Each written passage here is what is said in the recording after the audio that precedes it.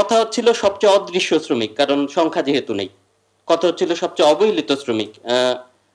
Canada সরকারের অর্থায়নে সুনীতি নামক একটা প্রকল্প, মাঝে মাঝে আপনি একটু নাম শুনেছেন। 8 বছর ধরে কাজ করার অভিজ্ঞতা থেকে দেখেছি 90% মানুষ জানে না গৃহ শ্রমিকদের কল্যাণ নীতিমালা। আইন তো মাত্র হলো। আমরা দেখেছি 63% গৃহকর্মী শারীরিক, মানসিক এবং যৌন নির্যাতন সব মিলে নির্যাতনের শিকার হয়। এটা গত বছরের রিপোর্ট, 2 বছর আগের রিপোর্ট। 8% মানুষ মাত্র তার অভিযোগকে রিপোর্ট করে। এটা আমাদের ছোট্ট গবেষণা এসেছে।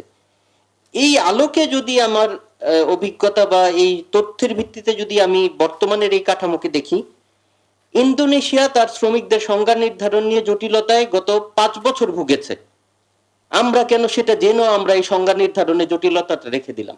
এর উত্তর আমাদেরকে খুঁজতে হবে। অভিভাবক হিসেবে আপনার কাছে বিশেষ অনুরোধ রইল, আমরা কোনো জটিলতায় থাকতে চাই না, আমরা কোমলতাও চাই না, কিন্তু দৃশ্যমান হোক সংজ্ঞাগুলা।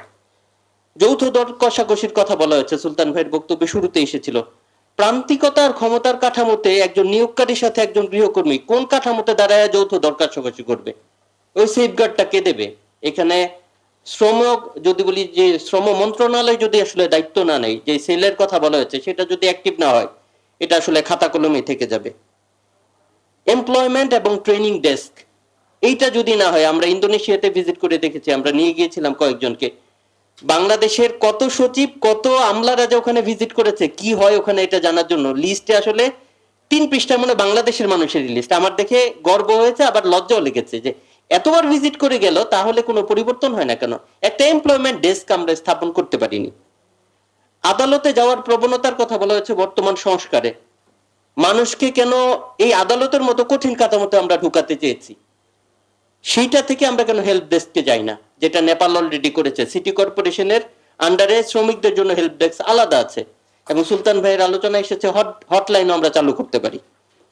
দায়িত্ববোধের জায়গা থেকে আবারও বলি, নিয়োগকারীদেরও যেমন দায়িত্ব রয়েছে, আমার গৃহ শ্রমিকদেরও দায়িত্ব রয়েছে। এই দায়িত্বের জায়গাটা পরিষ্কার করতে হবে, এবং সেই নিয়োগকারীদের দায়িত্ব, গৃহকর্মীদের দায়িত্ব কিন্তু নিয়োগকারী কোনো না কোনো ভাবে আদায় করে নেয়। নিয়োগকারীর দায়িত্ব আসলে কে নির্ধারণ করে দেবে এবং আদায় করে নেবে, সেই প্রশ্নের কিন্তু উত্তর খুঁজতে হবে আমাদের এই আইনে। এবং শেষে আমি যেটি বলবো, অদৃশ্য শ্রমিক, বিশেষ করে যারা লিভ ইন অর্থাৎ আবাসিক যে শ্রমিক রয়েছে, যার বলা হয় 90%-রও বেশি শিশু, তাদেরকে আমাদের এই মনিটরিং এ কিভাবে আনবে? অলরেডি আলোচনা এসেছে, ইন্ডাস্ট্রির মতো কোনো সেক্টর না এটাই।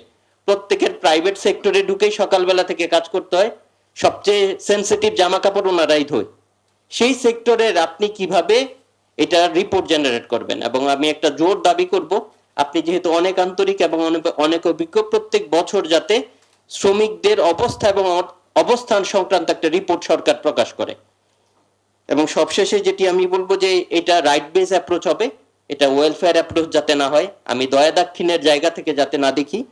আর শেষে যেটি বলবো, যে অক্সফাম সবসময় অন্যায্যতার লেন্স থেকে আসলে সবসময় দেখার চেষ্টা করে, বৈষম্য এবং নির্যাতন কোথায় হয় সেই লেন্সটি আপনার, আমার চেয়েও, আমার মনে অক্সফামের চেয়েও আপনার বেশি স্ট্রং রয়েছে।